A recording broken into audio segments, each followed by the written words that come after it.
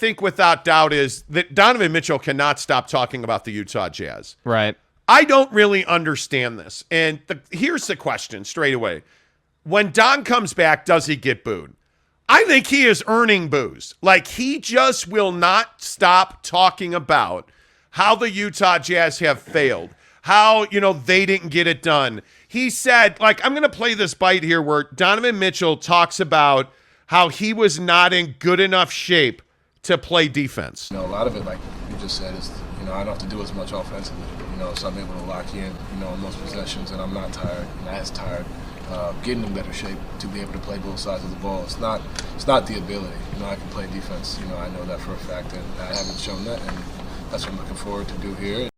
So wait, you're telling me, Don, that you weren't in good enough shape to play defense? You're telling me that you only, were in good enough shape to play one end of the floor, and then the inference you were tired. Dude, the inference is, what he's saying there, the inference is that, hey, in Utah, because again, he didn't say it, but if you listen carefully, and we have other bites where he specifically mentions Utah, but this one I thought was interesting because he doesn't specifically say Utah, but what he's essentially saying is that, hey, in the past, like, I've been too tired to play defense because I've carried such a load offensively because other guys, just couldn't get their own bucket. It was basically me and everybody else. I was involved in every offensive play, which I don't necessarily disagree with 100%, but to say that you weren't in shape enough to play defense is a little ridiculous considering the tape you've put out defensively. I mean, the guy, with all due respect to Donovan, because I love his game, I love what he brings to the table, you just weren't trying on defense. I mean, you can flat out see that. So I don't know, man. Like that particular clip, I was just like, look, man, you're beating around the bush. You should just come right out and say, like, yeah, I had to carry the load offensively. Those guys couldn't get their own, and I was tired. Like, just come out and say it and stop beating around the bush. That's what that clip, like, kind of left me feeling. Well, what I would say is don't come out and say it at all. Like, yeah, why or don't say it at all. Yeah, I don't understand why are you talking about this? And maybe this is just me, but I don't understand why Donovan Mitchell has to say this stuff. Like, this other bite that I'm going to play. I mean, he loves to say, "Oh, we didn't get it done in Utah." I've made it to the playoffs every year. Ultimately, I haven't gotten to the end goal, and that's what I'm looking to do here. I think, and my goals align with my team's goals, which makes it easier. But for me, it's no secret I haven't won. I haven't won. We didn't win in Utah. We didn't get the job done as a group. So now that I'm here in Cleveland, that's the goal. It's not just to make the playoffs, but to go deep into the playoffs. And listen, I don't think that that's dishonest. I don't think it's disingenuous. But he has said that, 50 times? Yeah, I mean, he said it repeatedly. I mean, I feel like that is Donovan Mitchell taking a shot at the Utah Jazz. Yeah. And if it was just once or twice, or he said that repeatedly. Or maybe if, like, a reporter had asked you a certain question that kind of warranted that type of answer, I could kind of understand it. But, the big thing here is that I feel like there's a lot of bitterness on both sides. Like, if you keep up with the Twitter tea leaves, like, you'll see that there are several reporters in this town who are talking about, like, retweeting that first clip about Donovan talking about defense and saying that this is like, the annual procedural press conference where Donovan says he's going to play defense every year, or Donovan doing what Donovan's doing. It just seems like there's a certain level of bitterness around the whole situation. And I'm just here to say that yeah, Donovan didn't win here, but he made the playoffs every year. So for Jazz fans and for the media, I kind of have a tough time, like, crucifying this guy or hating on this guy or, taking this guy through the gutter when he took you to the playoffs every year of his career so far. Like, I have trouble with that. And so to me, my issue here is that Donovan just is on this campaign, it feels like. He's on this sort of marketing campaign, I guess. I don't know how else you say it. Like, he's on this narrative where he just wants to point out it didn't get done in Utah, and now he's in Cleveland, and it's going to get done. And my biggest thing is, hey, if you're going to say all this, you have to back it up on the defensive end, man. You got to show it. I feel like the dysfunction in the relationship with Donovan Mitchell and the media hastened his departure. I feel like specifically, the beat writers around this team treated him with so much disrespect that I think it made it easy for him to want out. Mm-hmm. And I thought it was interesting that he said, what he was asked about media day in Cleveland, and he was really surprised how many people showed up to media day? Donovan said that didn't happen in Utah. Yeah. Like the media, and I know that we talk about this a lot on this show, but I'm telling you, the media in Salt Lake City is damaging Salt Lake City. The media that covers specifically the Utah Jazz, I think Ute media, I think BYU media does a lovely job. Yeah. I think the media that covers the Utah Jazz is doing damage to the product. I think the media that covers the Utah Jazz did damage to Donovan Mitchell and really forced him out of Salt Lake City. I think the disrespect, I think the consistent fabrication of stories about him, I think the consistent narratives about him, this whole thing about Don every year saying that he'll play defense and he never does, like, you're not writing about the game. You're not writing about his performance. You made it, the media specifically. You guys made it personal with Donovan Mitchell, and it forced him out of Salt Lake City. I don't think there's any other way to look at that. Yeah. When you make up stories, when you straight fabricate stories about Don, what do you think is going to happen? And I look at what Donovan continues to say, and I think it feels like a redemption tour. Totally. For Donovan Mitchell. That's what this feels like. And I want to play it again because I think it's a really important bite, but I listen to him talking about being in shape and playing two ways, and it feels like almost like he's trying to prove a point here. A lot of it, like you just said, is, I don't have to do as much offensively, so I'm able to lock in, on those possessions, and I'm not tired, not as tired. Getting in better shape to be able to play both sides of the ball. It's not the ability. I can play defense. I know that for a fact, and I haven't shown that, and that's what I'm looking forward to do here. I haven't shown that. I agree, you haven't shown that.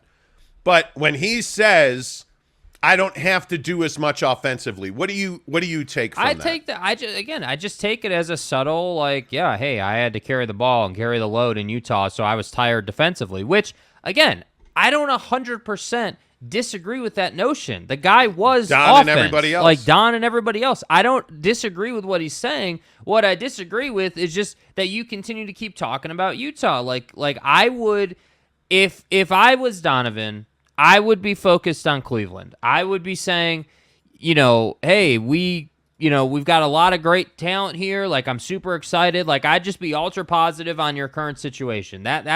That's how I would handle it. Because the truth is, and we all see this all the time, hey, they're going to ask you a question, but you can basically answer it however you want to answer it. I mean, we see that regularly in whether it's politics, sports, interviews, whatever the case may be. So to me, I'm just like, hey, there's no need for you to do this. There's no need for you to speak on Utah anymore. Like, if I'm Donovan, if you want it out so bad, because it kind of feels that way, like he did really want out. If you want it out so bad, just let the past be the past. Let it be water under the bridge. Let it be done with. And focus on being an all-star in a different city. Focus on being, becoming one of the best two-way point guards or shooting guards in the league.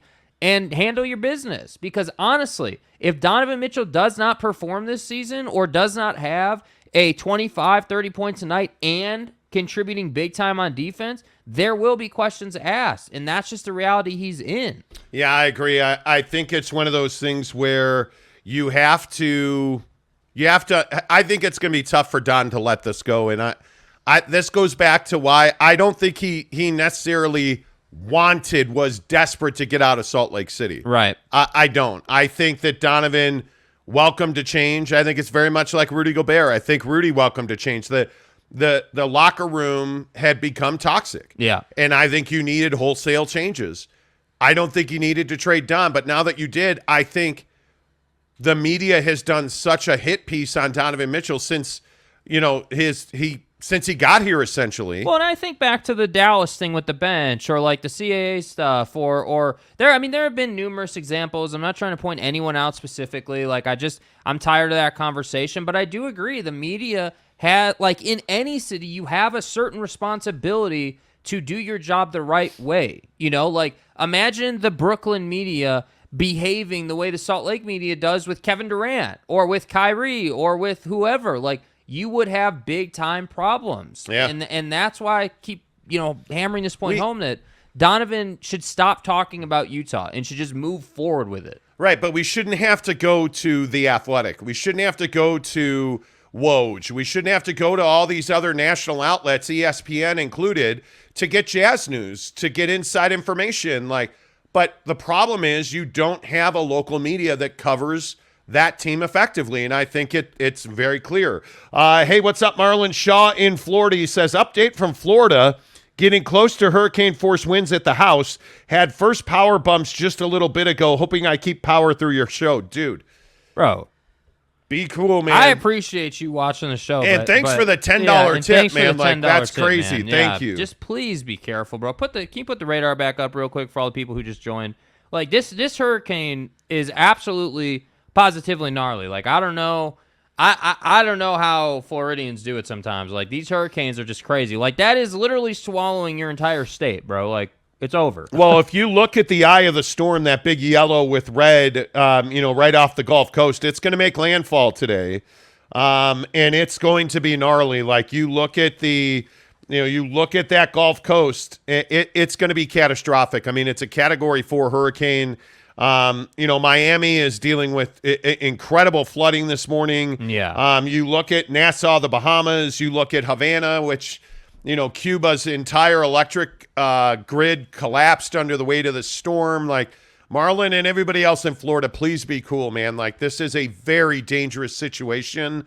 And I know that Floridians are tough folks and they deal with this on a regular basis. Just please be careful, man. Yeah. I wish nothing but the best for you guys. It's tough. M. Shepard says, do we have a media in Salt Lake City? Who or what is our media? Well, excellent question. I think that is a very good question. I think when you look at the core media here, radio is irrelevant in this town. Quite honestly, radio is irrelevant. And I think when you look at sports in particular, you look at the sports landscape in Salt Lake City. One of the things that Donovan Mitchell started was this conversation about, is Salt Lake City a major sports town? Yeah. And, I would tell you it is. I've lived in a lot of places in my career. From Los Angeles to San Francisco, Chicago. It's not any of those. But I can tell you right now, Salt Lake City is St. Louis. Salt Lake City is a bigger sports town than Sacramento. San Diego? It's a bigger sports town than San Diego. Absolutely. You look at the passion in the fan base for BYU and Utah. You look at the passion in the fan base for the Jazz. You look at the passion in the fan base for, RSL.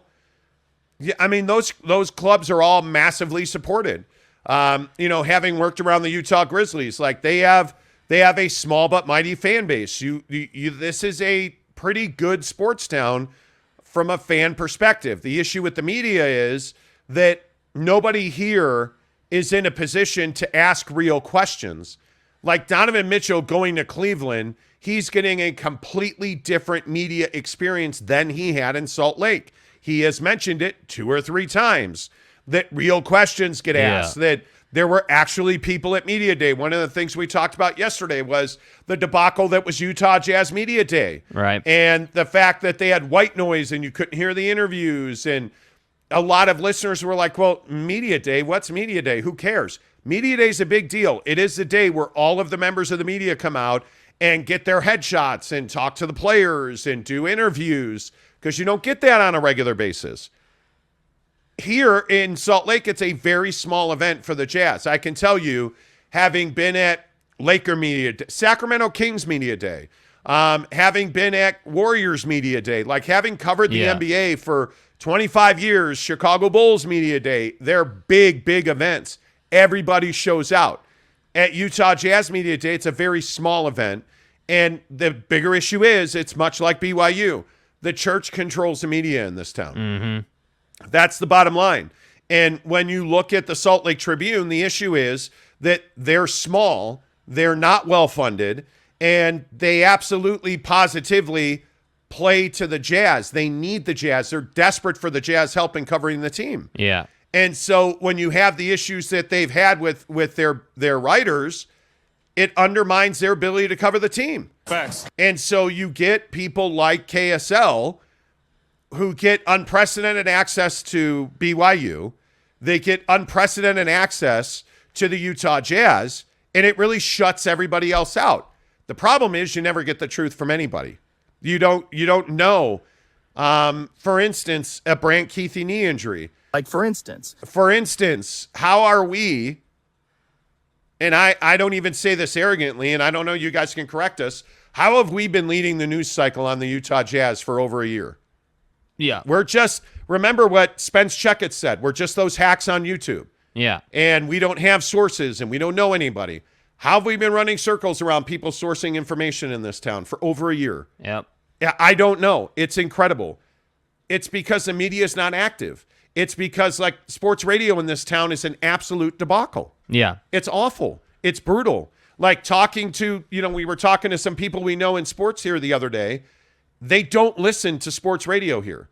They listen to national radio. They listen to radio in their hometowns, which is exactly what I do. And I think to that point, like, I think the reason for that is because, like, sports radio undervalues how smart a listener is. Like, a listener, like for everyone listening to this show, how many are you today? How many of you are there today? Like, the several hundred of you that usually are here regularly, like, you guys know what's good conversation and what's bad conversation, or like what's good conversation and what's just sort of meandering conversation.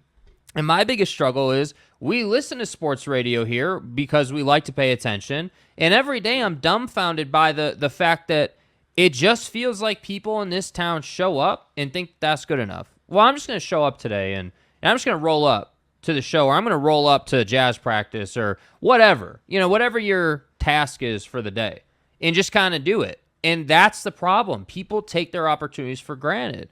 And that's why I think we're in the position we're in with Jazz Media, because I would love nothing more. Frankly, it would be great for this show if there was a dynamic, like, get to it, nails beat writer on the Jazz. It would be great for us, because then you would get even more detail. You would get, like, if you go and go into any other town on the internet, go find, like, the beat writer of the Warriors or whoever, whatever winning basketball team, you will get, like, really in-depth detail without opinion, because beat writers aren't supposed to be writing opinion pieces. They're supposed to be covering the team and just being that bridge to you. Yeah, beat writers are supposed to be reporting the news around that team. Your columnists are the ones that are supposed to be giving you opinion. Yes. But I think Garcia makes a really good point.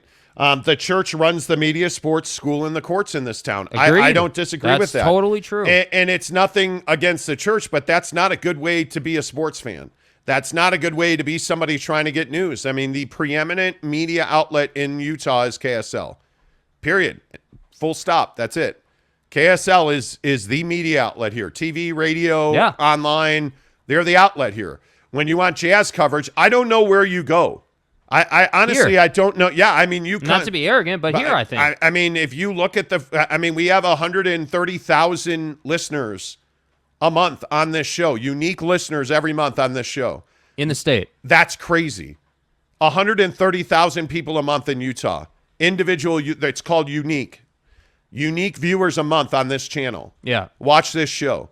And it's incredible to me that that's where people have to go. I don't know. Just to get back to this Donovan Mitchell thing, I think there's going to be a lot of backlash for Don. Honest to goodness,